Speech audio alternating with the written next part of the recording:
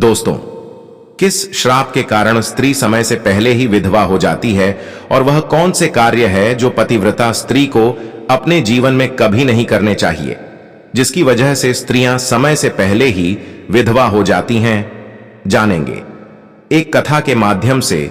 मित्रों, एक बार माता लक्ष्मी भगवान विष्णु से पूछती है कि हे प्रभु, स्त्रियां समय से पहले क्यों विधवा हो जाती हैं? तो भगवान विष्णु कहते हैं, आज अचानक से तुम मुझसे यह प्रश्न क्यों पूछ रही हो?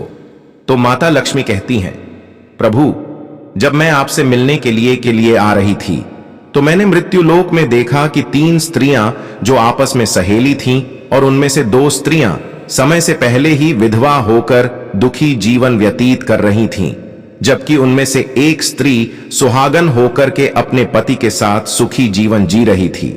यह बात मेरी समझ में नहीं आई कि एक स्त्री पति के साथ सुखी जीवन व्यतीत कर रही है और वहीं 2 स्त्रियां विधवा होकर दुखी जीवन जी रहे हैं, और इसे देखकर मेरे मन में 3 प्रश्न उठने लगे। अब मैं आपसे यह चाहती हूं कि आप मेरे तीनों प्रश्नों के उत्तर देकर मुझे संतुष्ट करने की कृपा करें। इस प्रकार माता लक्ष्मी की बात को सुनकर भगवान विष्णु कहते हैं, हे लक्ष्मी, तुम मुझे अपने तीनों प्रश्नों को निश्चिंत होकर बताओ। मैं तुम्हें तुम्हारे प्रश्नों के उत्तर देकर तुम्हें पूरी तरह से संतुष्ट करने का प्रयास करूंगा। अब माता लक्ष्मी कहती हैं, प्रभु, मेरा पहला प्रश्न है, कौन सी स्त्री समय से पहले विधवा हो जाती है और दुखी जीवन व्यतीत करती है?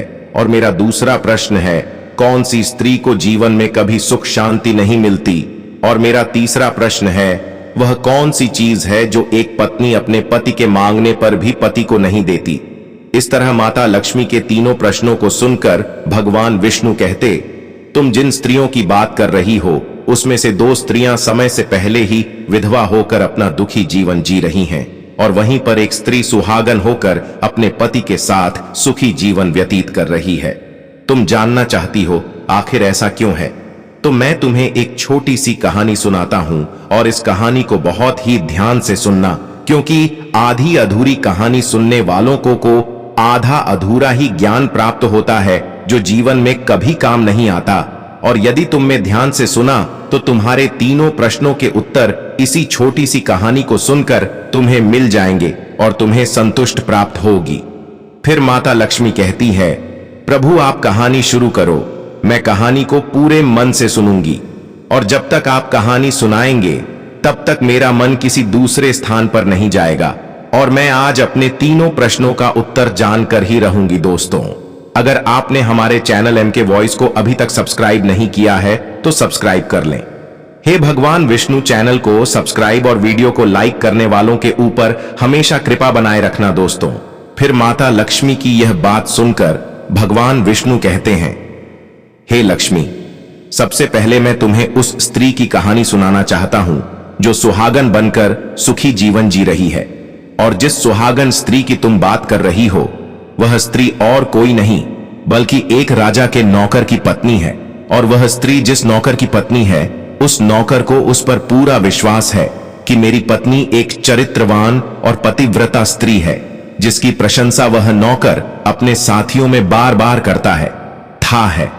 और भगवान विष्णु माता लक्ष्मी से कहते हैं कि एक दिन की बात है जब उस राजा के नौकर ने अपनी पत्नी की प्रशंसा इतनी ज्यादा की, यह बात धीरे धीरे फैलते हुए राजा के दरबार में पहुंच गई। और यह बात सुनकर राजा ने अपने नौकर को बुलाया और उस नौकर से राजा कहने लगे कि तुम हर किसी से कहते हो कि तुम्हारी पत्नी एक चरित्रवान और पतिव्रता स्त्री है। क्या वास्तव में तुम्हारी पत्नी एक चरित्रवान और पतिव्रता स्त्री है? और क्या तुमको पूरा विश्वास है कि तुम्हारी पत्नी एक पवित्र स्त्री है और तुम्हारे अलावा पराये मर्द को आंख उठाकर भी नहीं देखती? और इस बात का कोई सबूत है? राजा की इस बात को सुनकर नौकर कहने लगा, महाराज, मुझे अपनी धर्मपत्नी पर पूरा विश्वास है कि वह एक पतिव्रता स्त्री है और मेरे अलावा वह पराये मर्दों को नहीं देखते।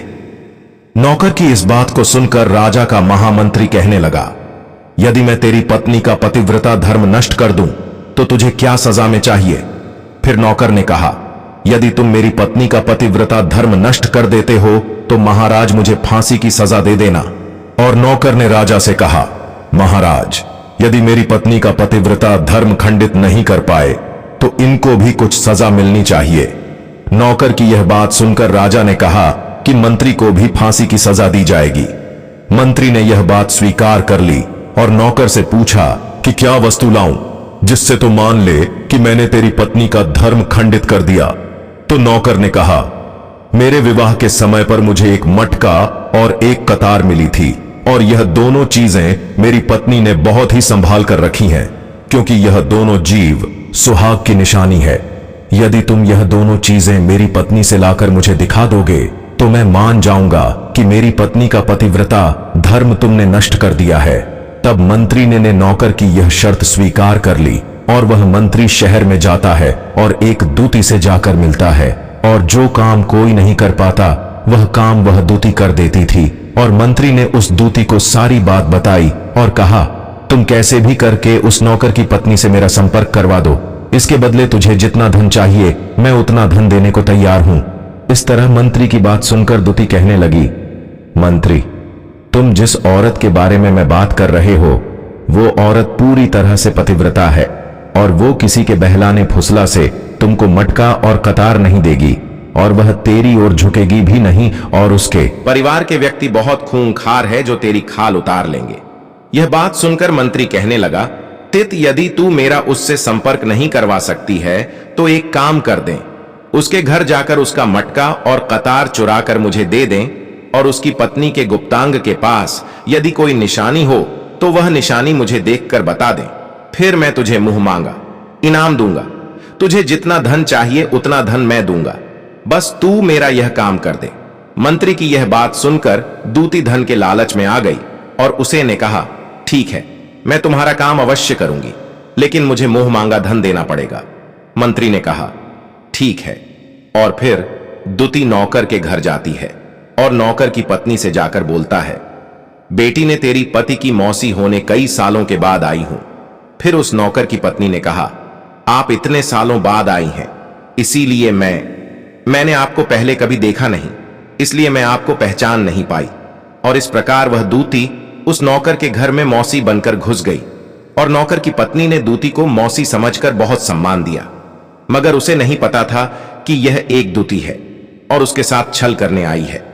और वह दूती उस पतिव्रता स्त्री के साथ में 2 दिन तक रुकी, और जिस समय वह स्त्री स्नान करने लगी तो दूती ने उठकर उस स्त्री की कमर रगड़ने लगी। उस पतिव्रता स्त्री ने बहुत मना किया, फिर भी वह दूती नहीं मानी और कहने लगी, तुम मुझे अपनी बेटी से भी ज्यादा प्यारी लगती हो तो मना मत करो। काफी दिनों के बाद में मेरी और तुम्हारी मुलाकात पहली बार हुई है।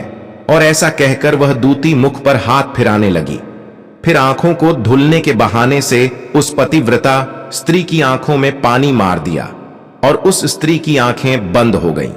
और इस तरह गुप्तांग के पास में जांघ पर एक तिल था जो दूती ने देख लिया और उसका काम बन गया। और जब स्नान करने के बाद में नौकर की पत्नी रसोई में खाना बनाने लगी तो दूती को मटका और कतार चुराने का मौका मिल गया और उसने मटका और कतार चुरा लिया और वहां से यह दोनों चीजें चुराकर भाग गईं और सीधा जाकर मंत्री के पास पहुंची और उस मंत्री को मटका और कतार दे दिया और उस नौकर की पत्नी के जांघ पर पिल की निशानी है यह भी बता दिया।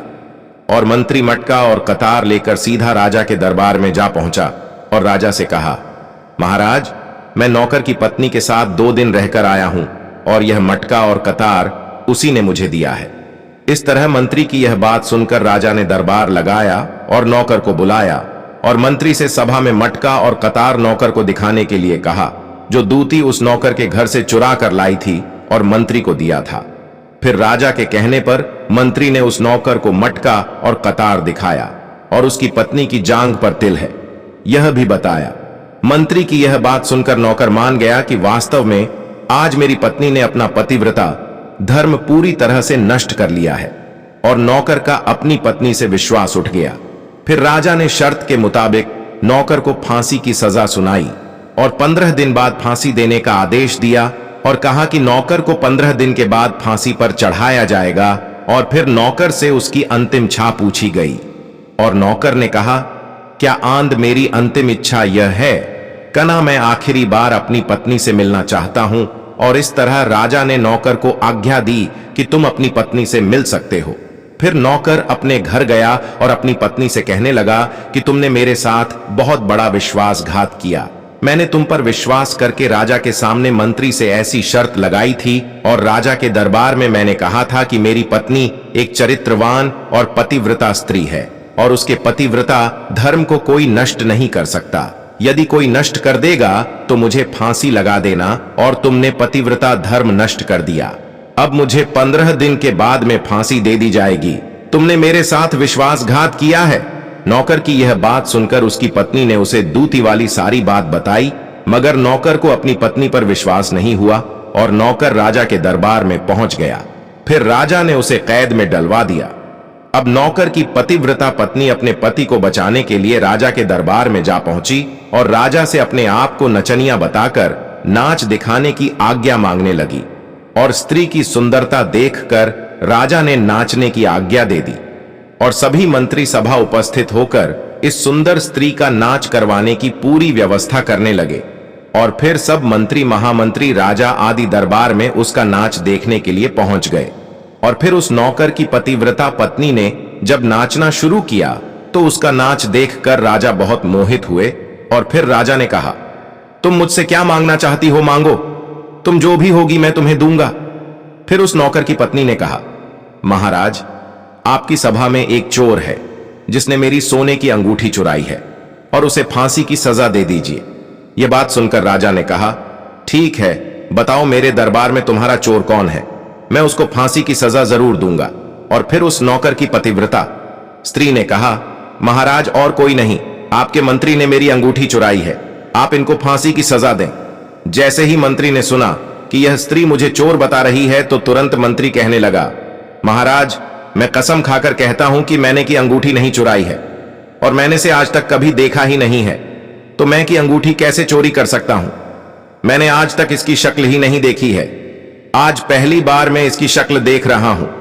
और जैसे ही मंत्री ने कहा कि मैंने इस स्त्री की आज तक शक्ल ही नहीं देखी है, तो वह स्त्री कहने लगी, महाराज ने, मंत्री ने मुझे पहले कभी देखा ही नहीं, तो आप इसे यह पूछो कि यह मटका और कतार कहां से लाया है, और मैं उसी नौकर की पत्नी हो जो आपके यहां पर नौकरी करता है, और आप मेरे निर्दोष पति को फांसी पर चढ़ाने वाले हैं, इसीलिए मुझे नचनिया बनकर आना पड़ा।